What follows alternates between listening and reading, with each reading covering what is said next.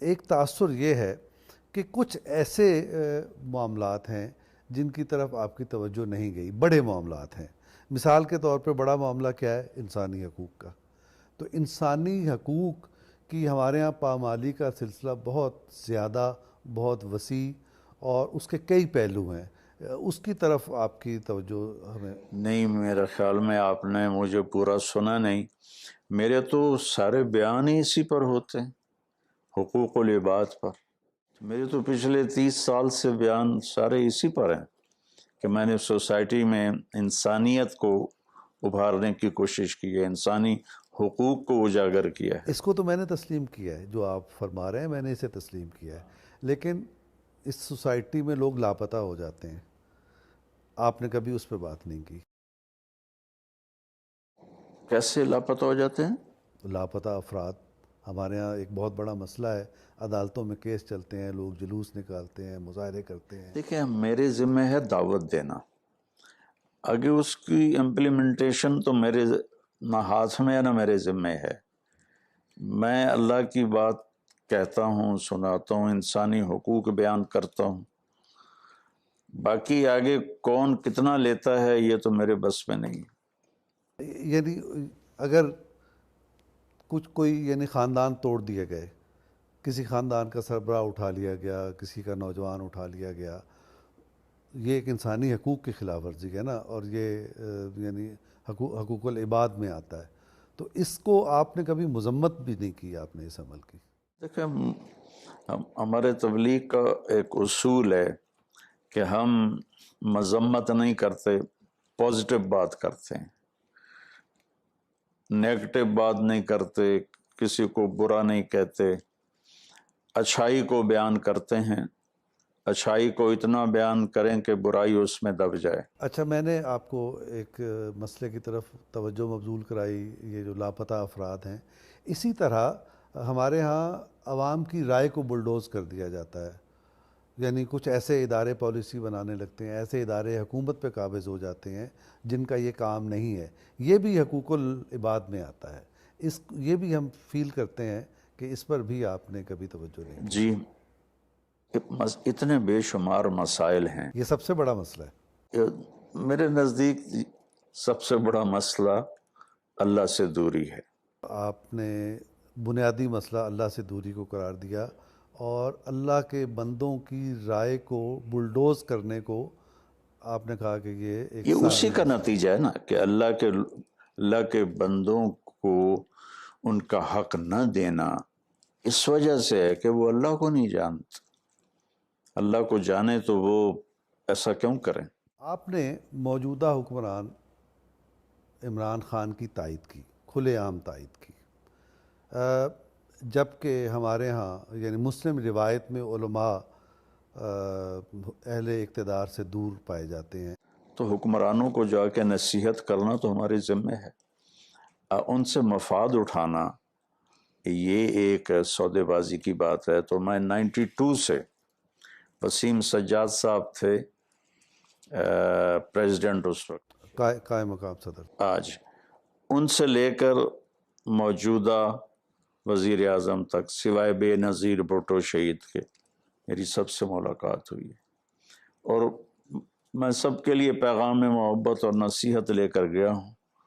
یہ حکمرانوں کو بات سمجھانا بھی ہمارے ذمہ. ہم کنارہ کش ہو کے بیٹھ جائیں تو غلط لوگ ان کو گھیر لیں. تو آپ بہت سارے حکمرانوں کے پاس گئے لیکن تائید آپ نے ایک حکمران کی. اس کا سبب کیا ہے؟ اس کا سبب یہ ہے کہ جب میری ان کی پہلی ملاقات ہوئی ایز اے پرائم منسٹر، ویسے تو ہمارا بہت کافی عرصے سے سلام دعا ہے ہماری، لیکن ایز اے پرائم منسٹر جب پہلی ملاقات ہوئی تو انہوں نے مجھے بلایا تھا.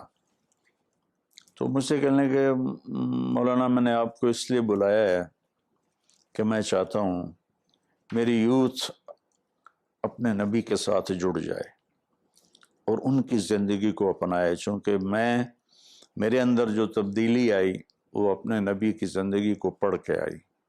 تو میرا جی چاہتا ہے کہ میری نئی نسل وہ اللہ کے نبی کے ساتھ جڑ جائے. اس کے لیے میں چاہتا ہوں میں آپ کو کالجوں میں بھیجوں، یونیورسٹیوں میں بھیجوں، آپ کے بیان کراؤں. یہ بات مجھے کسی حکمران نے نہیں کہی. اگر وہ اس میں کامیاب ہوتے ہیں یا نہیں ہوتے وہ ایک الگ ایشو ہے، لیکن اس بندے کی سوچ سے میں بہت متاثر ہوا. نے فرمایا کہ عمران نے کہا کہ میری زندگی بدل گئی حضور صلی اللہ علیہ وسلم کی زندگی کا مطالعہ کر کے، سیرت کو پڑھ کے. تو آپ بہت عرصے سے ان کو جانتے ہیں، آپ ان کی زندگی میں کیا تبدیلی محسوس کرتے ہیں ماضی میں اور اب میں؟ دیکھو ماضی کو تو میں ڈسکس نہیں کرنا چاہتا، لیکن آج کے لحاظ سے جو ان کی سوچ ہے اور جو ان کے گفتگو کا انداز ہے وہ آپ خود محسوس کر رہے ہیں، کس طرح وہ اللہ کو بیچ میں لاتے ہیں، کس طرح صبح سے شام تک وہ بندہ لگا ہوا ہے، اور کوئی اس کی اولاد ایسی نہیں جو پیچھے کوئی مفاد اٹھانے والی ہو. باقی میں اس کی کوئی صفائی پیش نہیں کرتا ہوں کہ وہ جنید بغدادی ہے، لیکن کمپیریٹیولی میں نے ان کو بہت اچھا پایا. آپ کا ایک سٹیٹمنٹ تھا کہ یہ پہلا حکمران ہے جس نے ریاست مدینہ کے احیاء کی بات کی، میں اس لیے ان کی تائید کرتا ہوں، آپ نے یہ فرمایا تھا. تو ایسا 3 سال میں ایسا ان کے کیا اقدامات آپ ہمیں بتا سکتے ہیں، جس ٹھوس اقدامات جس سے پتہ چلتا ہو کہ ریاست مدینہ کی طرف یہ گئے؟ 72 سال کا کچرا ہے اور ان کے پاس ٹیم بھی مضبوط کوئی نہیں ہے، تو وہ اکیلا اپنی جان سے لڑ رہا ہے، تو اتنی جلدی تو تبدیلی نظر نہیں آ سکتی. میں تو کوئی اقدامات پوچھیں، تبدیلی نہیں پوچھی.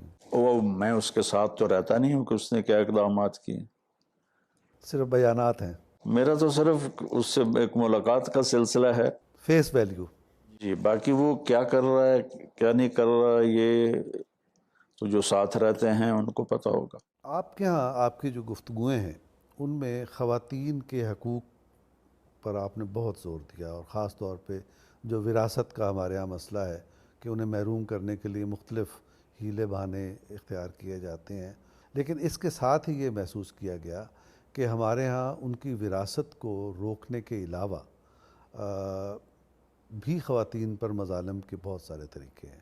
مثلا ایک تازہ واقعہ نور مقدم کیس ہے اسلام آباد میں، اس بری طرح ایک نوجوان لڑکی کو ذبح کر دیا گیا.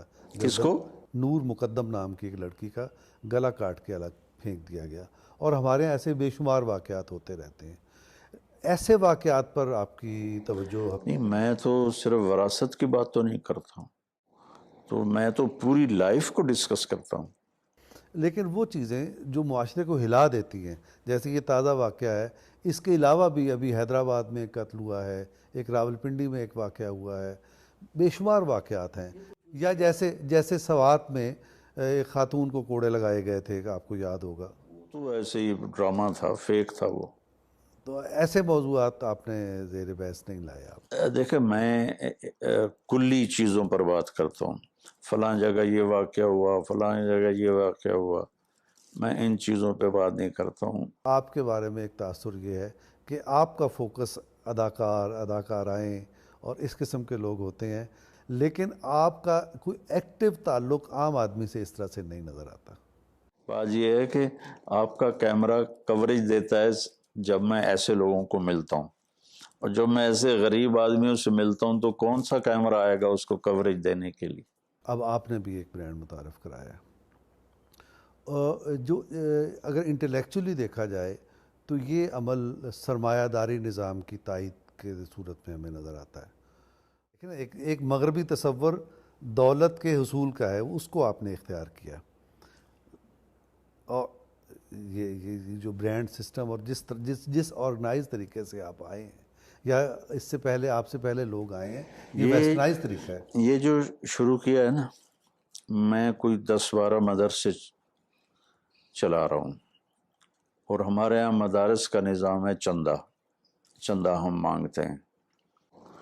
جب یہ کورونا آیا اور لوگوں کے مالی حالات بہت خراب ہو گئے، تو میں نے پھر اپنی ٹیم سے کہا کہ بھائی دیکھو میں اب چندہ نہیں مانگوں گا، اگر آپ کے پاس ڈونیشن آ رہا ہے اب چلاؤ مدرسہ، نہیں آ رہا بند کر دو۔ لیکن اس حال میں کسی سے کہوں کہ بھائی مدرسے کے لیے پیسے دو، یہ میرا ضمیر گوارا نہیں کرتا ہے۔ تو اس پر پھر یہ مشورہ ہوا کہ پھر ایسا کیا جائے کہ کوئی مدرسے کا سورس ایسا بنا دیا جائے مستقل ہو، تاکہ ہم رہیں یا نہ رہیں وہ چلتا رہے۔ تو اس برانڈ کے بنانے کا مقصد وہ کوئی پیسہ بنانا نہیں ہے، بلکہ وہ مدارس جو میرے ذریعے سے چل رہے ہیں ان کو مانگنے سے فری کرنا ہے۔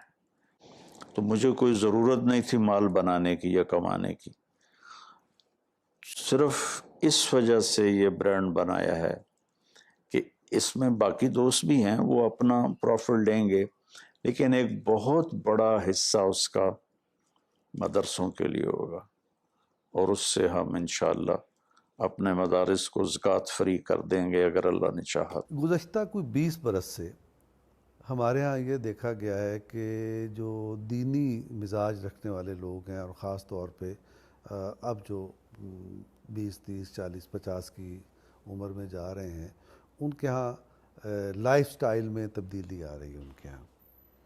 اس کے بارے میں دلچسپ بات یہ ہے کہ وہ کہتے ہیں کہ آپ کو فالو کر رہے ہیں۔ آپ کو کیسے فالو کر رہے ہیں؟ آپ کو فالو کر رہے ہیں بہت اچھی گاڑی سے، بہت اچھے گھر سے، پروٹوکول سے، مسلح محافظوں سے۔ تو یہ اس ٹرینڈ کے بارے میں آپ کیا سوچتے ہیں؟ اللہ کے نبی مالداروں کے لیے بھی آئے، مڈل مین کے لیے بھی آئے، غریبوں کے لیے بھی آئے۔ آپ نے گدھے پہ سواری کی، یہ غریبوں کے لیے نمونہ ہے۔ آپ نے خچر پہ سواری کی، یہ مڈل مین کے لیے۔ آپ نے اعلیٰ نسل کے گھوڑوں پہ سواری کی، یہ مالداروں کے لیے ہے۔ تو اسلام میں سارے ماڈل موجود ہیں۔ اگر میں ایک مالدار فیملی سے تبلیغ میں لگ گیا ہوں اور اللہ تعالیٰ نے مجھے ایک وراثتی چیز دی ہوئی ہے، تو اب میں اس کو چھوڑ کے جا کے چٹائی غربت اختیار پہ دیکھو۔